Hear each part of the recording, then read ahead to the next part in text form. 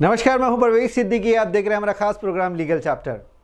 इस legal chapter के अंदर हम उन खास मुद्दों के बारे में बात करते हैं, उन धारों के बारे में बात करते हैं जो हर नागरिक से रिलेटेड होता है या हर नागरिक को वो जानना ज़रूरी है।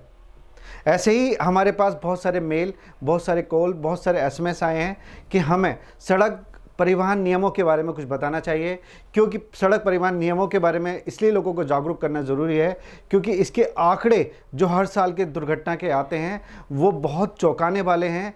4.5 लाख आदमी हर साल दुर्घटना होती है लोगों के साथ सड़क हादसों में।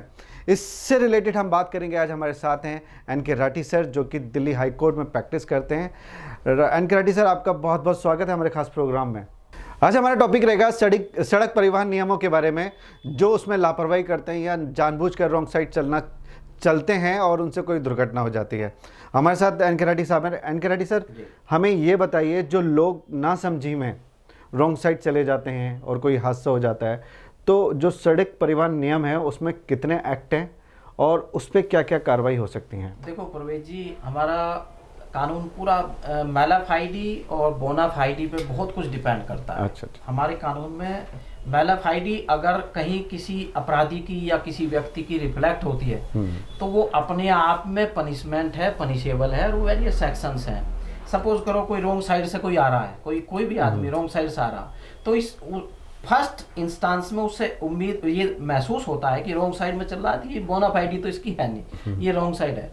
और वो एक्ट तब बहुत खतरनाक बढ़ जाता है, आम आदमी के लिए बढ़ जाता है, जहाँ वो हाईवे है। हाईवे पे आदमी की स्पीड उन्होंने कंट्रोल करने की स्पीड दे रखी है, अपने आप में 100 किलोमीटर की स्पीड दी हुई है, गवर्नमेंट ने दी हुई है।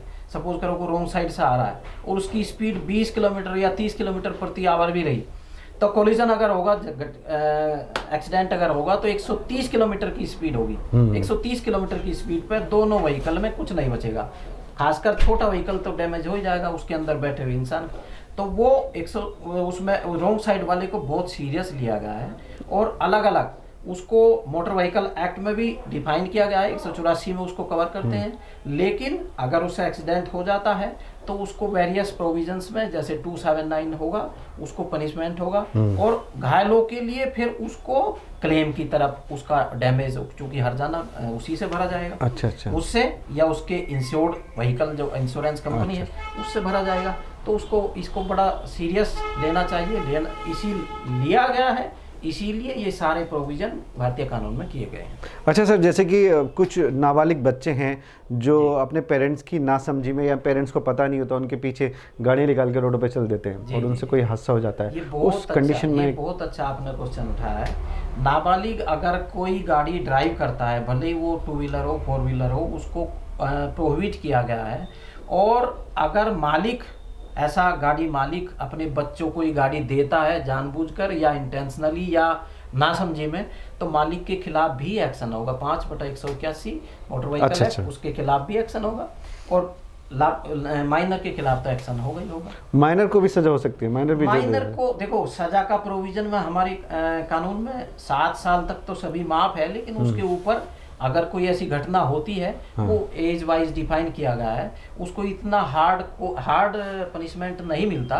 लेकिन उस कंडीशन में जहां एक्सीडेंट हो और इंजरी हो जाए या कोई डेथ हो जाए, तो फिर उस कंडीशन में उसको डैमेज का एमएसीटी में क्लेम भी दिया जाएगा, इंजर्ड किया उसके परिवार वालों को, डिसीज के परिवार वालों को, और मालिक से भी। चूंकि इस खास कंडीशन में अगर व्हीकल इंश्योर्ड भी है, तो इंश्योरेंस कंपनी रेस्पॉन्सिबल नहीं होगी पेमेंट देने के लिए, क्लेम पेमेंट देने के लिए। क्लेम ही नहीं मिलेगा? क्लेम तो मिलेगा, डिसीज्ड या उसके परिवार को, इंजर्ड को क्लेम तो मिलेगा, लेकिन इंश्योरेंस कंपनी लायबल नहीं होगी, मालिक देगा। अच्छा, मालिक देगा। मालिक जो उसके पेरेंट्स होंगे। ये बहुत ज़रूरी बात है, जो नासमझी में या अनजाने में बच्चे अपने नाबालिग होने के बाद जो माँ बाप को बिना बताए गाड़ी निकाल के लेके जाते हैं और रोडों पे रश ड्राइविंग भी करते हैं और उनसे कुछ हादसा हो जाता है, तो आप समझ सकते हैं उससे परेशानी आपको नहीं, आपके पेरेंट्स को भी हो सकती है। अच्छा सर, मुझे ये बताइए, जैसे कि मैं कहीं आगरा जा रहा हूँ या लखनऊ जा रहा हूँ दिल्ली से, और बीच में कोई एक्सीडेंट होता है, किसी के साथ दुर्घटना होती है सेकंड पार्टी के साथ, मेरी गाड़ी के साथ, तो उस कंडीशन में वो वहाँ का कोई नामी आदमी है और वो पुलिस को बुला के कंप्लेंट कर देता है, तो उस कंडीशन में क्या होगा, मैं यहाँ पे दिल्ली में रह के उसको केस कर सकता हूँ? देखो ये एक्सीडेंट का केस जहाँ तक है, अगर सपोज करो एक्सीडेंट आपका, आप दिल्ली से चले और हाईवे आपका लखनऊ में जाके एक्सीडेंट हुआ है, हाँ। सपोज करो एक्सीडेंट अगर हुआ है लखनऊ में, तो एक्सीडेंट से रिलेटेड दो आपके राइट बनते हैं। एक तो आपको उस ऑफेंडर को सजा दिलवानी है, हाँ। जिसने एक्सीडेंट किया, जिसने लापरवाही से चलाते हुए गाड़ी चलाई, हाँ। वो तो पर्टिकुलरली उसी जुरिस्डिक्शन में होगा। सर वो मैंने कहा था कि वो पावरफुल बंदा है और वो वहाँ का लोकल का है, पुलिस उसकी सुन रही है, हमारी नहीं सुन रही, गलती उसकी है, तो उस कंडीशन में क्या हो सकता है? ऐसा बहुत होता है, जैसे कि मैं अगर बाहर जाता हूँ, मेरे साथ किसी ने गलती कर दिया, किसी ने जानबूझ के एक्सीडेंट कर दिया और पुलिस वाले भी उसके जानने वाले हैं, नहीं मेरी सुनने, तो मैं कहाँ कंप्लेन करूँ, किससे से? एक्सीडेंट का केस चूंकि जुरिस्डिक्शन उसी एरिया का है, जुरिस्डिक्शन अगर पुलिस आपकी वहां नहीं सुन रही है, हाँ। तो उसके लिए तो आपको कंसर्न कोर्ट में वहीं अप्रोच करना होगा। अच्छा। लेकिन इंजरी से रिलेटेड जो भी आपका नुकसान हुआ है और जो डैमेज हुआ हाँ। है, उससे रिलेटेड क्लेम केस आपका जुरिस्डिक्शन 2-3 जगह और जगह बन सकता है। मैं बताऊंगा कैसे। जहां आप रेजाइड करते हैं टेम्परेरीली या परमानेंटली रेजाइड करते हैं, उस जुरिस्डिक्शन में आप क्लेम केस फाइल कर सकते हैं, या रेस्पोंडेंट कंपनी, रेस्पोंडेंट, ड्राइवर, मालिक या इंश्योरेंस कंपनी, कोई भी तीन, कोई डिपेंडेंट रेस्पोंडेंट सपोज करो दिल्ली में उनका ऑफिस है या कोई रहता है, तो आप यहाँ कर सकते हैं। अच्छा।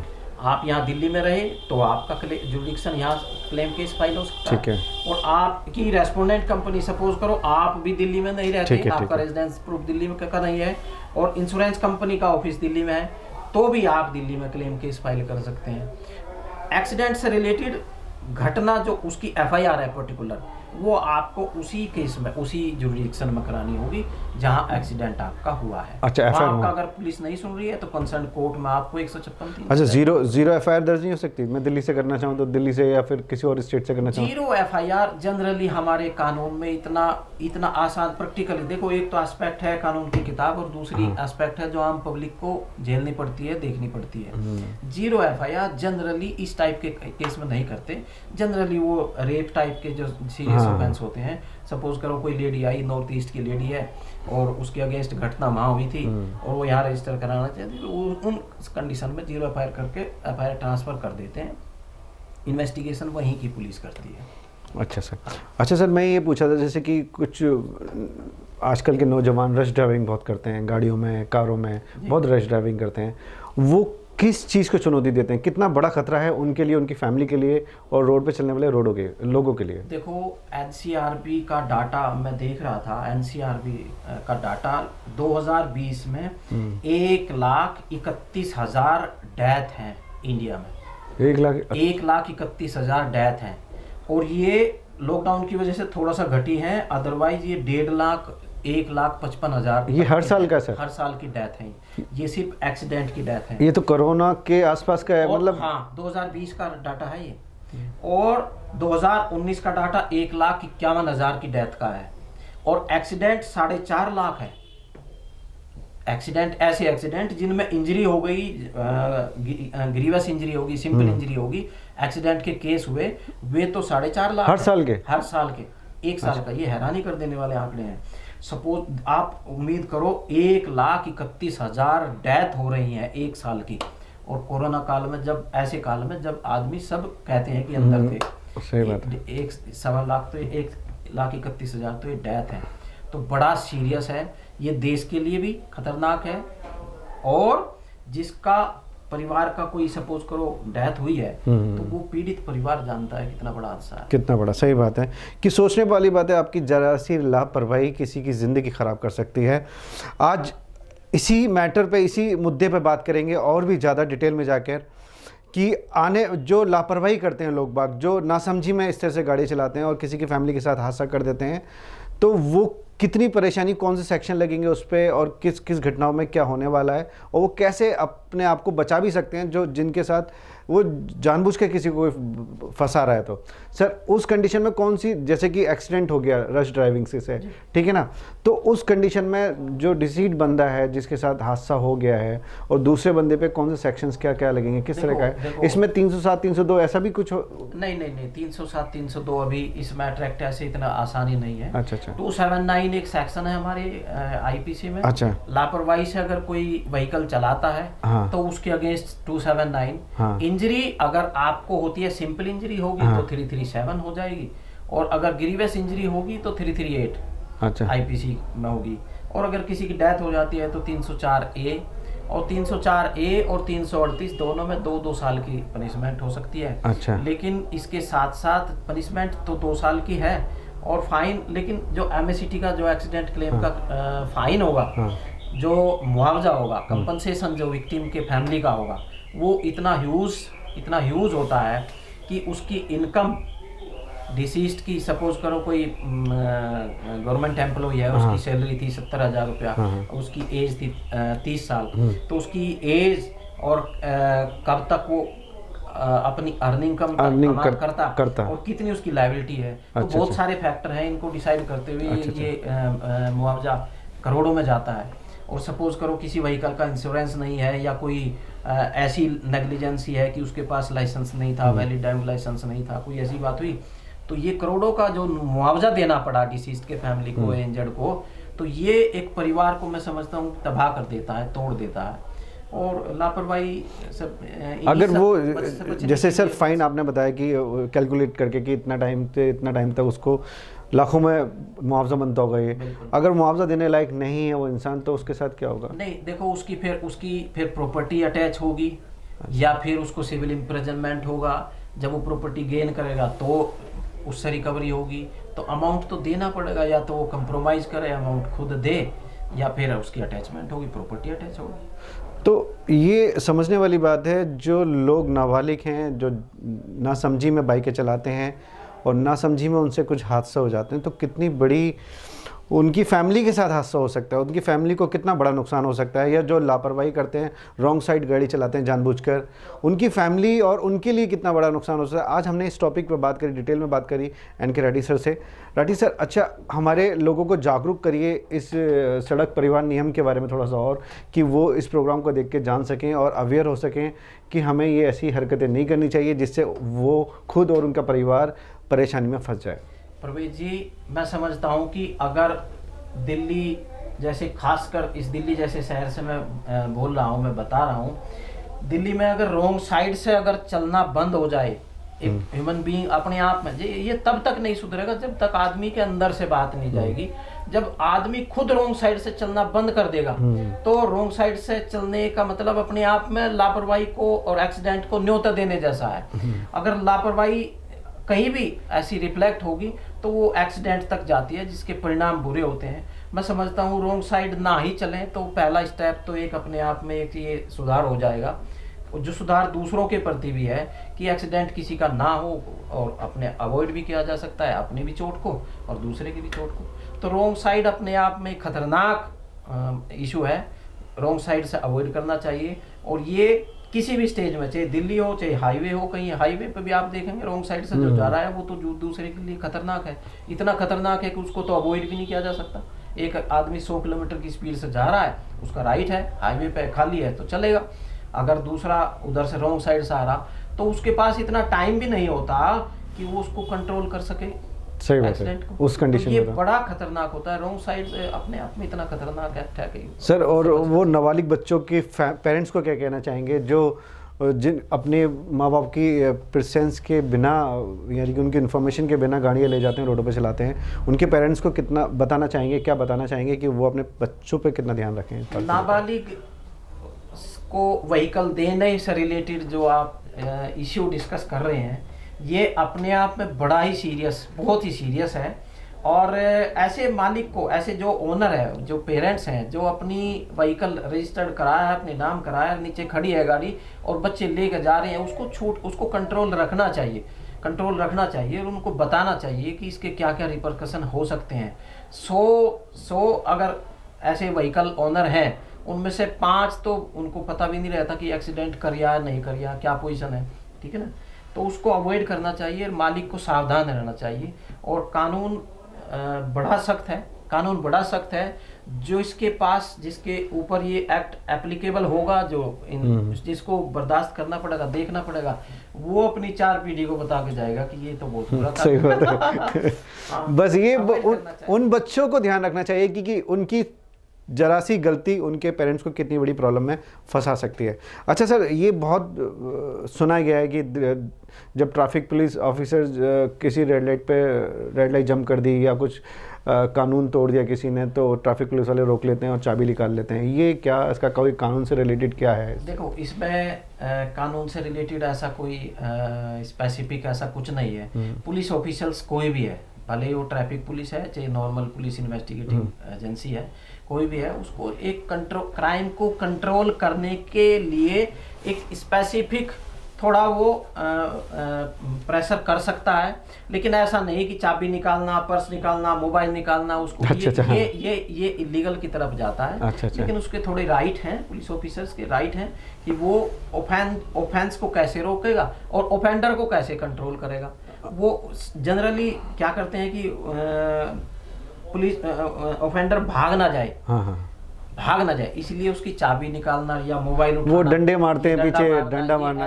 अगर वो डंडा मारते में लेकिन उसके राइट है थोड़ा सा वो क्राइम को कंट्रोल भी करना है और ऑफेंडर को पकड़ना भी है। अच्छा सर, जैसे कि ट्रैफिक पुलिस ऑफिसर ने डंडा मारा, ऑफेंडर के लग गया और इंजर्ड हो गया, तो उस कंडीशन में वो तो सेपरेट एक्ट है। अगर मतलब वो ऑफेंडर वो अपने काम में लापरवाही करेगा, वो सेक्शन बहुत सारे किसी दिन और बैठेंगे कि कलर ऑफ ड्यूटी से कितना आगे बढ़ा है पुलिस ऑफिसर। अच्छा। वो कलर ऑफ ड्यूटी पे किसी दिन विशेष आपने ध्यान दिया, विशेष प्रोग्राम करेंगे, वो बड़ा लंबा प्रोग्राम। वो कलर ऑफ ड्यूटी से जितना हटेगा, जो पुलिस ऑफिसर्स अपनी कलर ऑफ ड्यूटी से दूर हटेगा, सपोज करो एक्ट उसकी अलाउ नहीं करता कि डंडा मारना, और वो डंडा फिर भी मार रहा है, तो उसके लिए अलग प्रोविजन है। अच्छा। वो अलग एक्शन है।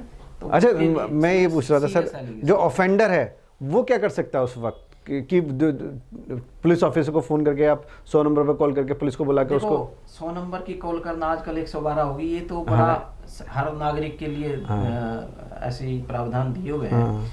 ऑफेंडर कोई भी हो, मैं समझता हूँ कि जहाँ तक आम आदमी की बात है, आम आदमी अगर मेरे से कोई पूछे, आपसे कोई पूछे, पुलिस ऑफिसर ड्राइविंग लाइसेंस दिखाओ, ये लो भाई। लेकिन अगर कोई क्रिमिनल कोई एक्ट करके आ रहा पीछे से और उसका लाइसेंस मांगेंगे, तो जाहिर सी बात है कि वो पुराना एक्ट ना खुल जाए, इसको भागने की कोशिश करेगा। उसको कंट्रोल तक करने के लिए पुलिस ऑफिसर्स भी थोड़ा पहचान जाते हैं कि उसकी लाइसेंस निकालना, चाबी निकालना, फोन उठाना, ऐसी हरकतें करते हैं।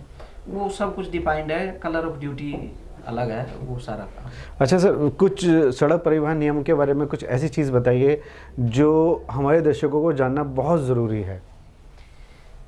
जितना मैं समझता हूँ कि प्रवेश जी, जो रूल रेगुलेशन आम आदमी के लिए जनरली, स्पीड कंट्रोल है, स्पीड लिमिट है, स्पीड लिमिट में चलते रहेंगे तो एक्सीडेंट अवॉइड किया जा सकता है। रॉन्ग साइड नहीं चेक करेंगे, सीट बेल्ट लगाएंगे, वो सारे आजकल तो गाड़ी आपकी है जनरली बैलून, आप एक्सीडेंट को अवॉइड कर रहा, बैलून खुल जाएगा, ये सारा कुछ प्रोटेक्शन राइट है सारे। मैं समझता हूँ कि रूल रेगुलेशन अगर मानते हुए, ट्रैफिक के रूल फॉलो करते हुए अपनी यात्रा की जाए तो एक्सीडेंट अवॉइड किया जा सकता है।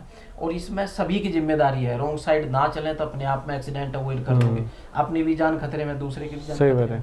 तो रूल रेगुलेशन सारे फॉलो करते हुए यात्रा। अच्छा सर, किस चीज़ की कमी ऐसी है जब हम फॉरेन में जाते हैं तो वहाँ का ट्रैफिक रूल इतना लोग बाग फॉलो करते हैं, सिविलाइज्ड लोग होते हैं, बहुत अच्छे से ट्रैफिक रूल फॉलो करते हैं, बट इंडिया में क्यों ऐसा क्यों है कि वो ऐसा नहीं है, यहाँ सिविलाइज नहीं है प्रवेश जी, अंतर है। आप मेट्रो में जाओगे, आप देखोगे कि कोई थूकता नहीं है, पीक नहीं मारता। हाँ, सही बात है। यही लोग हैं, हम ही लोग हैं, हम ही लोग हैं, ठीक है ना। सिस्टम भी है और सिविलाइजेशन भी है, दोनों फैक्टर हैं।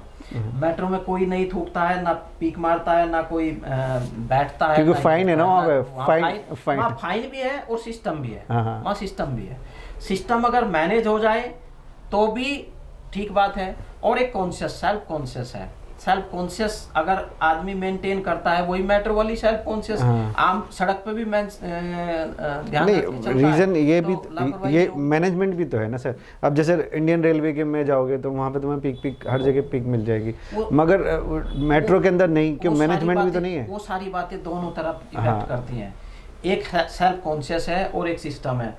सड़कें बनी हैं अपनी करेक्ट साइड में चलने के लिए, लेकिन लोग क्या करते हैं कि मुझे तो थोड़ी दूर जाना था, रॉन्ग साइड, इसीलिए मैं आ गया। अरे रॉन्ग साइड जाना भाई, घूम के आ जा, इतना ही तो है। अपनी भी जान खतरे में ना डाले, दूसरे की भी ना खतरे में डाले। तो सेल्फ कॉन्शियस भी है, सेल्फ कॉन्शियस भी देखनी चाहिए। मेरी भी जिम्मेदारी है, ड्यूटी भी तो कुछ चीज होती है। बिल्कुल सही कहा, हमारी भी कुछ जिम्मेदारियां हैं। आज हमने बात करी सड़क परिवहन नियमों के बारे में। एन.के. रेड्डी सर, जो इनका चैम्बर कड़कड़डुमा कोर्ट के अंदर है, हाई कोर्ट में प्रैक्टिस भी करते हैं ये।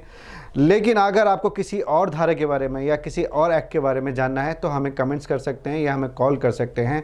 सड़क परिवहन नियम के बारे में स्पेशल हमें कॉल किया गया था, मेल किया गया था, मैसेज किए गए थे, काफ़ी हज़ारों मैसेज किए गए थे कि ये प्रोग्राम इस पर बनाइए, लोगों को जागरूक करिए, क्योंकि होने वाली सड़क दुर्घटना, हर साल सड़क दुर्घटनाएँ जो होती हैं वो लाखों में, 4.5 सर ने जो बताया, 4.5 लाख आदमियों के साथ सड़क दुर्घटनाएं होती हैं हर साल। ये बहुत बड़ा आंकड़ा है। इसको रोकने के लिए हमें खुद जागरूक होना पड़ेगा, हमें अपने नागरिकता जो अधिकार है हमें उसको फॉलो करना पड़ेगा, अपने देश के कानून को मानना पड़ेगा। ये था हमारा ख़ास प्रोग्राम लीगल चैप्टर, जिसके अंदर हमने बात करी सड़क परिवहन नियमों के बारे में। आप इसको देखकर जागरूक होइए और प्लीज़ हमारे कानूनों को फॉलो कीजिएगा। सड़क दुर्घटनाएं जो हर साल हो रही हैं, जिससे जितने आंकड़े आ रहे हैं, उससे हमारा देश तो कमज़ोर हो रहा है और कहीं ना कहीं आपके थ्रू, आपकी लापरवाही से किसी का परिवार बर्बाद हो सकता है। नमस्कार।